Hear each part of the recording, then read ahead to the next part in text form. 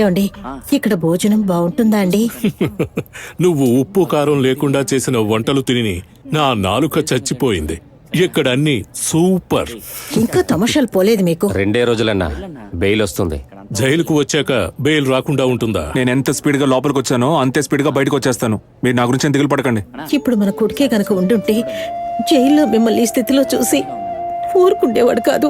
అక్క ఊరుకోక అబ్బాయి గురించి గుర్తు చేయకు. ఇప్పుడు ఏంటక్క, నేనెవరినైనా పొడిచి లోపలికి వెళ్ళనా? అక్కడ చూడక్క అయ్యగారిని. ఈ జైలే ఇల్లు అనుకుని హాయిగా ఉన్నారు. నువ్వేంటక్క? అయ్యా లోపలంతా ఓకేనా? First class.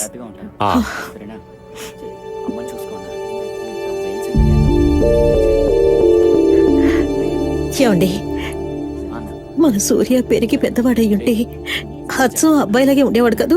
అబ్బాయిలాగే అంటావేంటి? వాడే మన సూర్యనే. సూర్య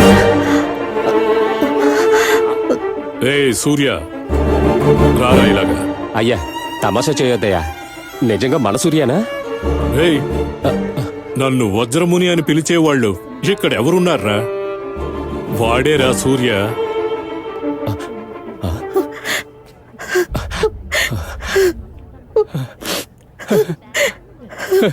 సూర్య ఎంత పెద్దవాడైపోయాడు.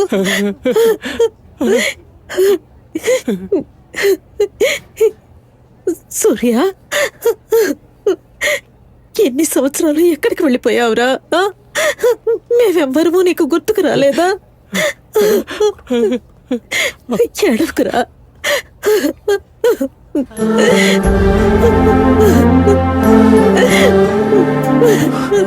సరే ఏడో. ఇంకేంటి అంచిమావా, బాగున్నావా? ఉన్నాను. నువ్వెందుకు లోపల ఉన్నావు? అయ్యా వజ్రమునికి బెయిల్ దొరకలేదా? లేదు, అరెస్ట్ అయిన రోజు హత్య జరిగింది. సాక్ష్యం లేనందువల్ల బెయిల్ ఇవ్వనంటున్నారు. 2 రోజుల్లో బెయిల్ వస్తుంది. అయ్యా అడగండి ఎందుకు లోపల ఉన్నాడో. కుక్కకున్న తోకని వంకర తీయడం కష్టం. వాడిని అలా జైల్లోనే ఉండిపోనివరా, ఇక్కడే ఉండనివరా. అరే మీరు ఊరుకుంటాయా? నువ్వెందుకు జైలుకి వచ్చావు బాబు? నాన్న ఇట్రండి. నాన్న ఈవిడే మా అమ్మ, ఇతను మా అంజయ్ బావ, ఈయన మా అమ్మకు మొగుడు. రేయ్, ఎక్కువగా మాట్లాడుతున్నావు. ఎందుకు ఇలా అంటున్నావు? అతను పెంచిన తండ్రి అయితే నేను నిన్ను కన్న తండ్రినిరా. నాన్న అని పిలవడానికి సిగ్గెందుకురా? నా కొడుకుని ఇన్ని సంవత్సరాలు ఎంతో ప్రేమగా పెంచారు. మీరు దేవుడండి. నువ్వు కన్ను తల్లివి, నువ్వు దేవతవి, బంగారం లాంటి బిడ్డను కన్నా. సామే బంగారం సరే, మా అబ్బాయి జైలుకి ఎందుకు వచ్చాడు? అయ్యా అదంతా నా వల్లే జరిగింది. అంజయ్ మావయ్య, నాకు నాన్న హాస్పిటల్కి తీసుకెళ్ళు. సరే బాబు, రండి త్వరగా హాస్పిటల్కి తీసుకెళ్దాం. ఏమండి నేను వెళ్తాను. సూర్య నాన్నని జాగ్రత్తగా చూసుకో నాన్న. వీడేంటే నన్ను జాగ్రత్తగా చూసుకునేది? ఇది జైలే, అందరికీ ఒకటే. ఒకేలాంటి సాంబారు, ఒకేలాంటి కుర్మా, ఒకేలాంటి మజ్జిగ, ఒకేలాంటి అన్నం.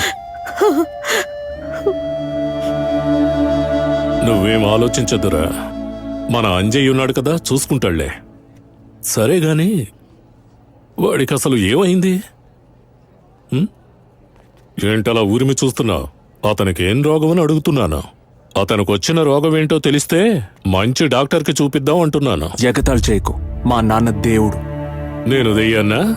ఏయ్, ఏంట్రా నాన్నంటే అంత ప్రేమ నీకు? మొఖం చూసి మాట్లాడు, తర్వాత వెళ్దుగానే. ఇక ఏ రోగం అని అడిగితే కోపం వస్తుంది. ఏయ్ ఉండవయ్యా, ఇన్నేళ్ల తర్వాత కష్ట సుఖాలు మాట్లాడుకుంటున్నాం ఇద్దరం. నువ్వేంటయ్యా టైం అవుతుంది అంటున్నావు? ఉండు. సరే, అతను ఏం పని చేస్తున్నాడు? ఆకలితో ఉన్న వాళ్ళకి అన్నం పెడతారు. మేము బాగా ఉన్న వాళ్ళకి తిండి పెడుతున్నావా? అయ్యా, ఆయన చాలా సింపుల్ మనిషి. నీలా సమాజ సేవ చేయడు. చేతిలో ఉన్నదంతా ఇచ్చేసి ఇలా జైల్లో కూర్చోడానికి. నువ్వు చేసావు కదా, అనుభవించు. మనం పెద్దింటోళ్ళం. ఇవ్వడం మాత్రమే తెలుసు, తిరిగి తీసుకోవడం అంటూ అసలు ఉండనే ఉండదు. అవునవును, అనుభవిస్తున్నావు కదా, అనుభవించు.